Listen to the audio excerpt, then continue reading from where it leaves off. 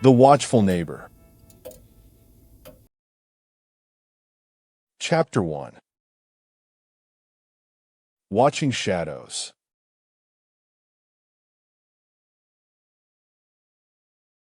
As I settled into my new apartment, the musty scent of old books and stale air clinging to my clothes, I couldn't shake off a sense of unease that clung to me like a shadow on a moonless night. This was supposed to be a fresh start, leaving behind the memories of college and embracing adulthood with wide eyes and open arms. Little did I know, it would come wrapped in a package of mystery and dread. The building's layout seemed familiar at first glance, with its identical rows of brick-fronted houses and neatly manicured lawns. But as days passed, a lingering feeling began to gnaw at my gut. An unsettling sense that someone was watching me from the depths of those shadowy windows. One night, huddled over a worn couch under a flickering street lamp, I caught it out of the corner of my eye. A figure in the window across the yard, face obscured by the veil of darkness. A fleeting glance before he ducked back behind the drawn curtains.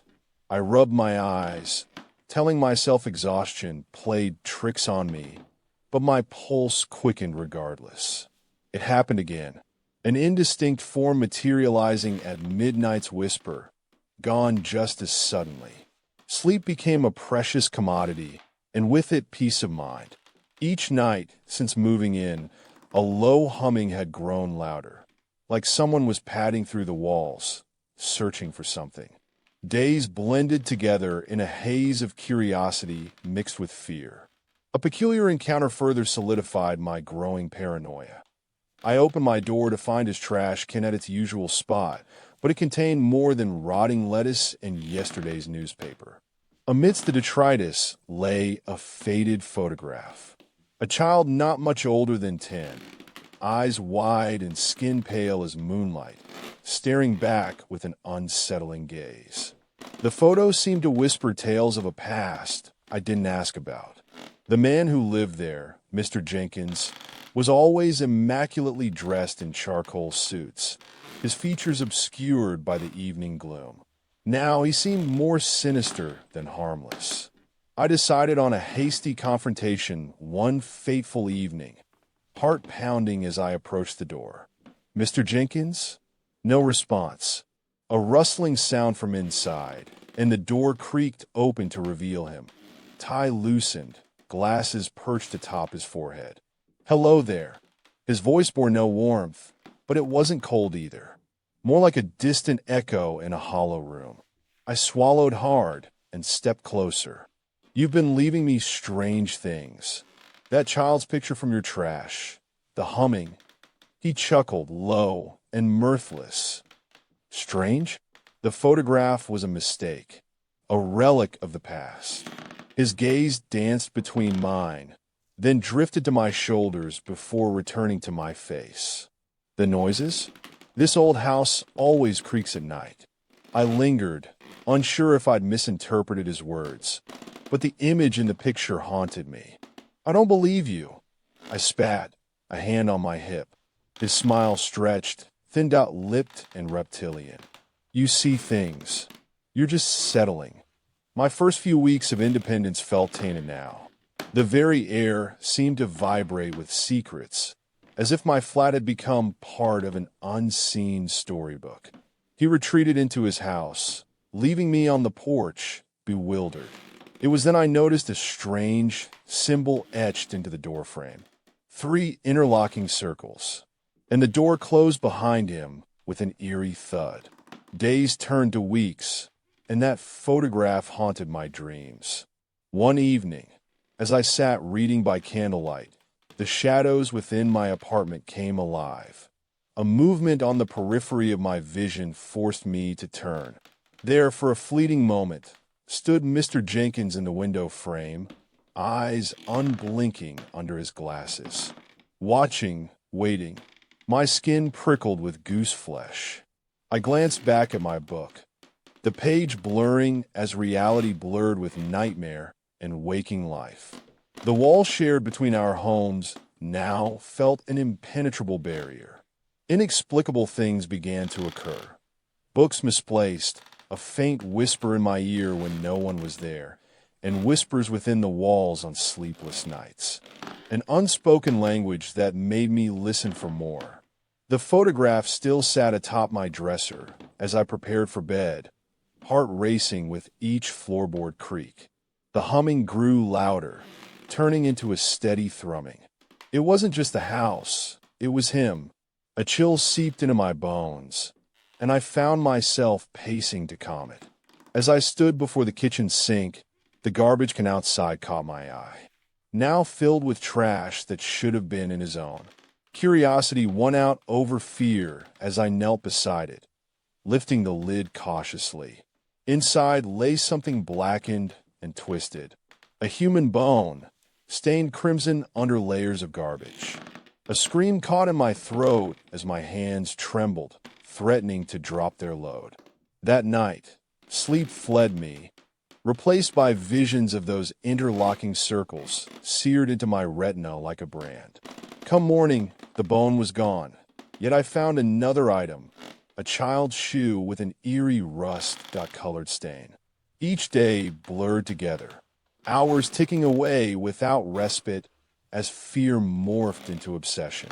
My research revealed nothing about Mr. Jenkins beyond his name and a few scattered news clippings from decades past. Unremarkable stories of local politics, all dated long before my time here.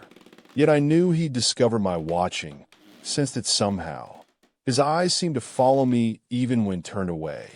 Shadows played on the walls as I cooked dinner or watched TV. They shifted and twitched under his window, their patterns weaving an ominous dance. My days became a haze of suspicion and dread, every breath tainted with unease.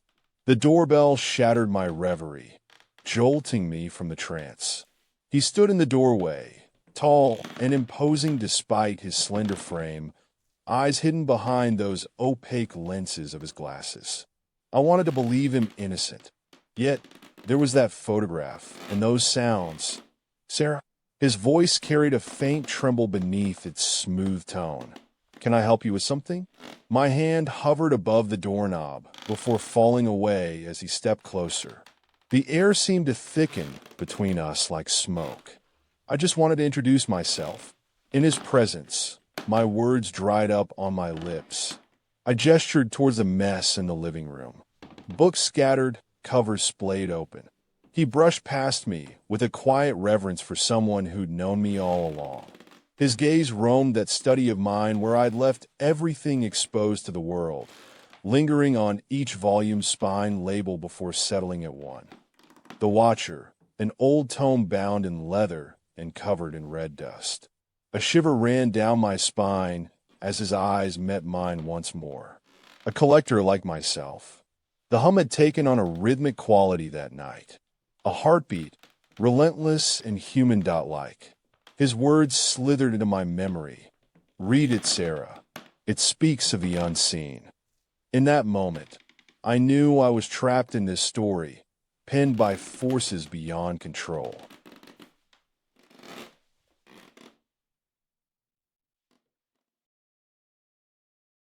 Chapter 2. Shadows on the Wall.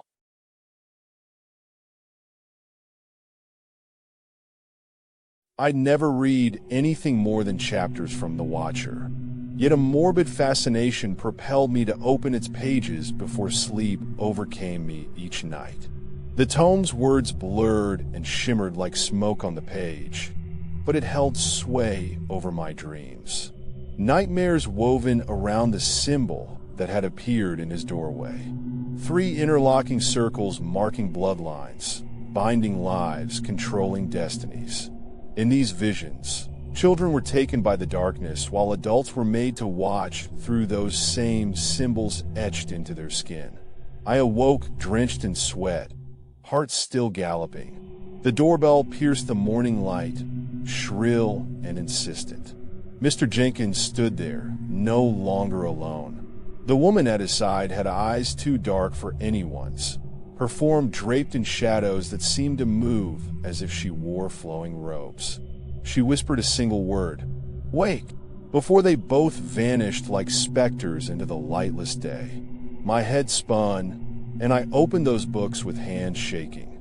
The interlocking, symbol-marred pages of old texts, marking passages filled with dread and wonder. Those who bore it on their flesh were drawn to an unseen force, a watcher, forever tied to its will. Their stories spoke of bloodlines broken and new ones forged under moonlight ritual. As I worked through the book, my skin began to itch. An inexplicable craving for those circles that marked pages or wrists. In sleep, visions danced in front of me. Families torn from their lives, screams silenced as shadows coalesced into a hooded figure with eyes like our neighbors. Blacker than coal, those dreams seeped into waking hours, my pulse racing whenever I heard whispers on the floor above and below, or glimpsed shadowy silhouettes that might have been people watching. "Wake," she'd said at dawn. But had they? It was then I realized I needed to find out. The circle appeared as a tattoo on his hand in dreams, pulsating red, drawing me deeper into an ancient tome's secrets. In the kitchen, my fingers found the symbols carved into my arm. 3 interlocking circles that throbbed with a life of their own while I stared at them dumbly. When they faded and bled crimson from skin, reality wavered. The woman stood in my doorway, eyes red to rimmed, holding something black and tattered between gloved fingers. "Come." The whisper had called, now it beckoned. Shadows crept along the wall as she retreated toward his house, an invitation to walk among their darkness or madness. My heart pounded out a war between curiosity and flight. In that moment, I knew my decision, not to sleep again until answers were found. The front door swung open for me like an old friend's, revealing an inky void. The stench of iron filled my nostrils as I stepped into his living room. His eyes weren't hidden by those glasses. They shone crimson behind them now, 2 rubies reflecting the flickering light from a single candle. In the heart of his dining table sat the book, open to a page with our symbol emblazoned upon it. I recognized her only as he led us into his study. There were children here. In my apartment, the woman's gaze bore an ancient, otherworldly wisdom. Shadows coalesced behind them, becoming figures that drew closer before merging with their forms. A hood obscured the face of our host beneath them all. "You are chosen," Mr. Jenkins spoke from behind us both, his voice a whisper among the chanting shadows. The Watcher summons those who have felt the mark. I wanted to escape, but was drawn toward the truth, or some abyssal power I couldn't fathom. As they spoke of bloodlines and watchers, our own lives became intertwined with those from other worlds. His eyes flashed crimson when he spoke my name, and mine was not alone in bearing their mark.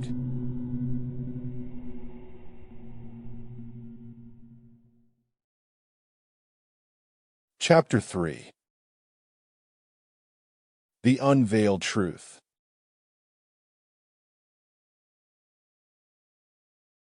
Moonlight painted the pages of the study, casting them silver. In an unseen dance, we were bound now. 3 women who bore his mark, chosen like some twisted tale from another age. Shadows seeped into our lives, a dark tide that had not receded since my arrival here. The circle on my skin pulsed and bled anew as I read of old rituals that required the blood of innocence. An odd calm possessed me amidst chaos. Those who bore his mark would be the Watcher's instruments or victims. As they spoke, shadows thickened beyond our understanding, becoming an abyssal tide drawing us toward a terrible fate. In this nightmarish dance, I found solace with my kindred spirits, yet dread pulsed through every waking breath. A strange, heady scent, blood, and something metallic, clung to the woman's skin as she spoke of their mark. The interlocking circles felt alive on both our hands now, They hummed like a heart long dead. His words fell away when his eyes turned crimson again, an invitation to my door. Shadows had become people with skin that melted into darkness. In the moonlight, I could feel it, this unseen power coursing through me and them, drawing in innocents who bore the mark. I watched as he drew my blood upon the page.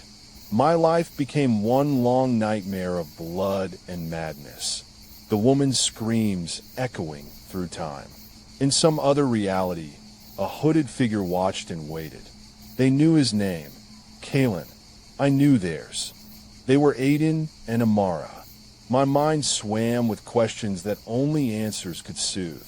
I recalled a child who bore this mark, one taken long before they walked among the Watchers' ranks. In my dreams, I found solace in their company, even as I knew our lives were mere pawns, victims of a power beyond us all.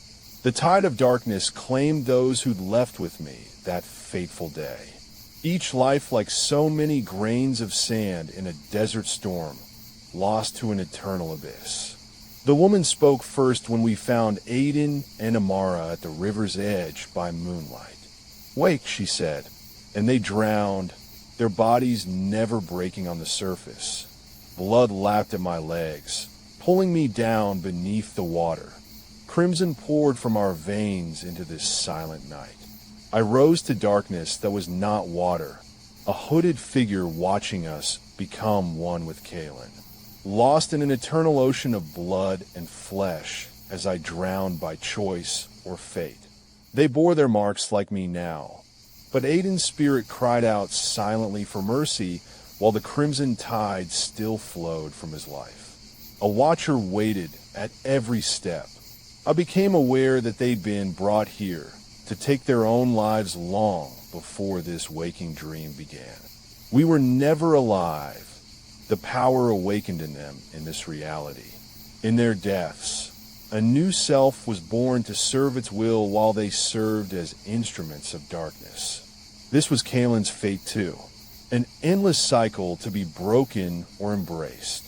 I rose from the river, faceless and forever scarred by what I'd done, bearing more than blood on those hands. My heart pounded out a war between innocence lost and this new reality of servitude. No longer Aiden or Amara. We bore Kalen's mark and were chosen to awaken to an eternal tide. They had died long before finding life as instruments in some other place. The river ran crimson with their blood, the moonlight casting shadows that moved like living things upon its surface, their faces hidden beneath flowing robes. I was now part of an eternal ritual of a watcher's making, lost in a dream I'd never recall waking from. They spoke to me about Aiden and Amara as if the three of us were old friends in blood, whispers that danced like the tide that had taken our lives. There was another who bore their mark. My heart hammered out an erratic rhythm between life and death, the darkness still drawing closer with each passing day. A watcher watched over the river's edge where we drowned. It awaited, a silent witness to our pact or damnation. I knew only that they spoke of blood and fate in hushed tones. Our lives were no longer their own. The tide grew stronger as they prepared me for what was to come. And the crimson water waited with an unspoken hunger as Kalen's form rose from the river, faceless and broken like those who bore his mark. They spoke of power and blood, fate that was not our own while we drowned, victims of a ritual long past. We were never alive. They had been taken before their time to become instruments of a watcher's will in an endless cycle.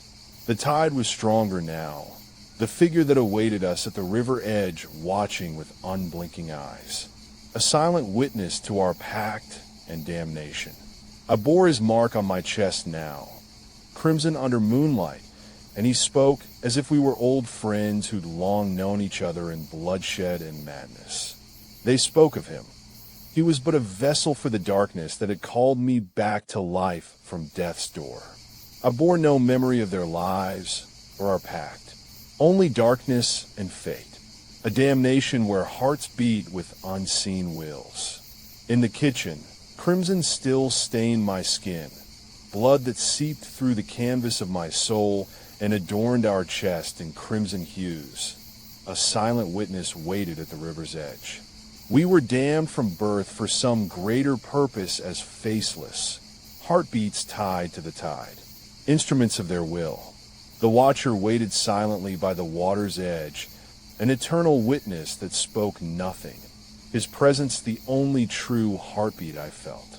I never found peace beneath those stars, the figure watching and waiting in a world beyond our own. I was Kalen now, forever damned to serve or run in the blood of others. My life was not my own any more than Aiden's or Amara's. The watcher remained on shore, a silent witness to our pact and damnation. They were no longer alive, their fate bound to a power that watched over them from shadowed depths. The river had stolen what I once held dear as they prepared me. The blood that flowed in my veins felt like rain. In this world or another, Aiden was lost, his soul forever bound to these crimson waters and the damnation of servitude. I felt nothing but the watcher's dark will, an unblinking eye that watched from a distance, waiting for something more, my fate tied to the water's flow. We walked on with silent hearts that beat only to the tide, as if we knew no better life. They spoke and laughed, their voices long dead, now damned instruments of the watcher's will. The crimson on my chest bled free like the heart that once had a name, Kalen. And Aiden was lost forever in this cycle of blood, his fate tied to theirs as our pact bore no memory. It was only me who woke up screaming. They'd known their damned fate long before I did. Crimson from dawn till dusk, my pulse bound by the water's flow. No longer living hearts that beat for death and damnation. We were eternal in the blood of others, a silent witness watching our pact with Kalen, forever damned to serve. The water was warm when I first awoke. It called me back home, and then there was only crimson from dawn till dusk. I was no longer alone as they found their voice. Aiden's heart still beat for blood, and Amara spoke of fate, the water warm and alive with my presence, blood that bled freely beneath moonlight. You are Kalen, it said, a silent and unseen while watching from the river's edge. I am Aiden, I responded in our shared silence as crimson flowed down my chest. The darkness watched as I fell to my knees, blood staining my shirt. My heart pounded out a war between life and damnation, forever damned by this pact. I knew only the Watcher's will was my fate now, the woman said. We were bound together.